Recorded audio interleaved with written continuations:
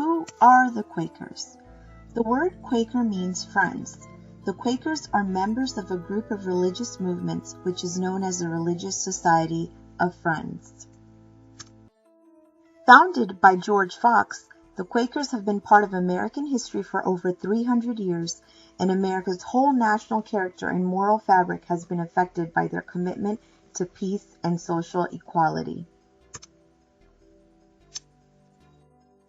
The Quakers arrived to Pennsylvania in the mid-1600s and from the start worked for responsible relations with Native Americans. They denounced slavery and were early advocates for women's rights. There were many political and cultural contributions from the Quakers. Some of the major contributions that left a major impact were: 1. The basis of the founding of Pennsylvania. Between 1681 and 1683, William Penn established the colony of Pennsylvania. At the time, Quakers and many others were still being persecuted in Britain, so Pennsylvania was a haven of religious freedom, and many new settlers came. And the second major contribution from the Quakers was slavery.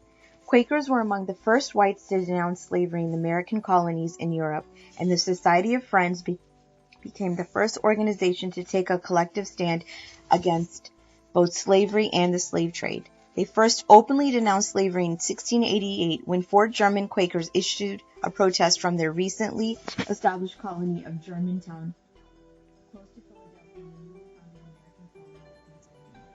Quakers in Germantown, Pennsylvania, adopted the first formal anti-slavery resolution.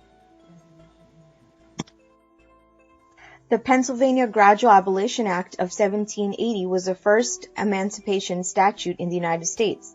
The Pennsylvania Abolition Society, first founded in 1775, consisted primarily of Quakers. 7 of the 10 original white members were Quakers, and 17 of the 24 who attended the 4 meetings held by the society were Quakers.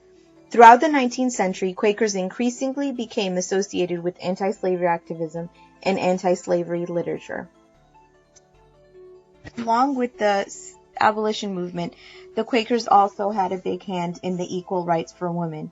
So overall, their contributions were based on equality, cooperation, religious tolerance, and the equal rights for women. One of the major conflicts that the Quakers faced was the French and Indian War.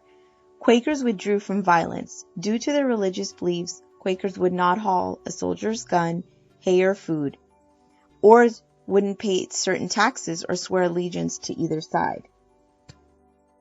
Another smaller conflict the Quakers had to face was explaining their beliefs.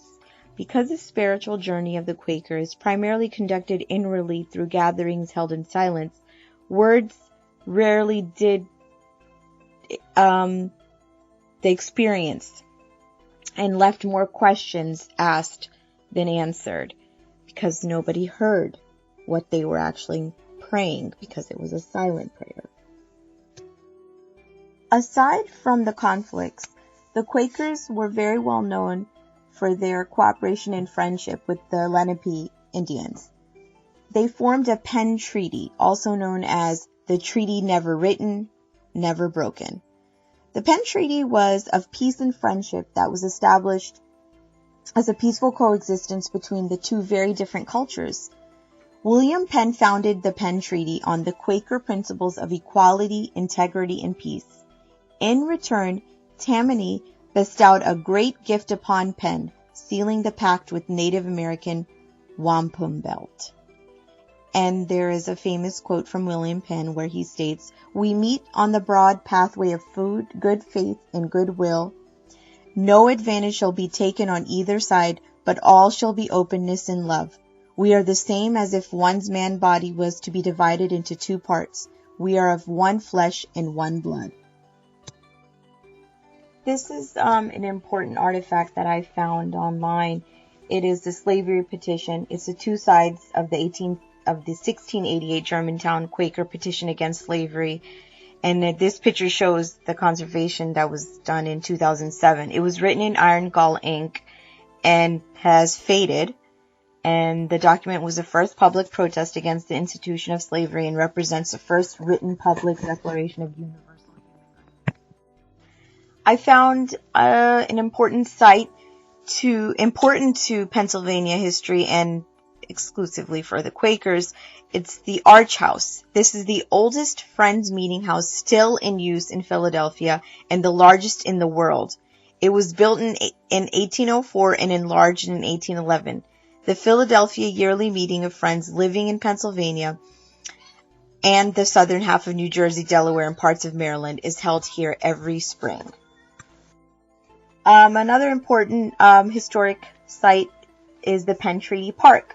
The famous elm tree under which the treaty was conducted fell during a storm in 1810. Soon after, there was a monument that was erected on the site where the elm tree was located to commemorate the treaty. The park officially opened on October the 28th in 1893. The park is located in Philadelphia. A second important site I find is William Penn's Pennsbury Manor. It was his country home in Bucks County. Even though the sign says that he often resided here while in America, that is not true because there is another location in Philadelphia, the Slate Roof House, where he was there for over 2 years. He actually stayed there more than he actually stayed at Pennsbury Manor.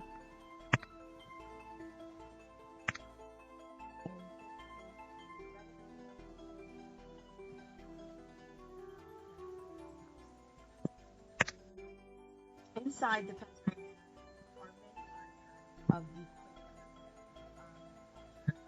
of the see the clothing worn by. Another important site for William Penn is located in Philadelphia City Hall. Penn Square is the statue of William Penn. It was created in 1894, and it took almost 2 years to finish. It's so nice. This first book that I chose is a historical fiction book based on a true story about an Indian and a Quaker meeting during the war, the British Army, the French-Indian War, and it is 4th grade level. The second book I picked is Standing the Light by Mary Pope Osborne. It's about a Quaker girl captured by the Indians in a nearby farm and how she develops a strong relationship with them. It is a historical fiction based on 1763. The third book is a non-fiction biography. It's Lucretia Mott, Friend of Justice by Kem Knapp Sawyer. It's about Lucretia Mott being the teacher, minister, abolitionist, and leader of the Pennsylvania Peace Society. The last book is a biography on William Penn. It's called William Penn, Founder of Pennsylvania. It talks about how he struggled throughout his life for the freedom and practice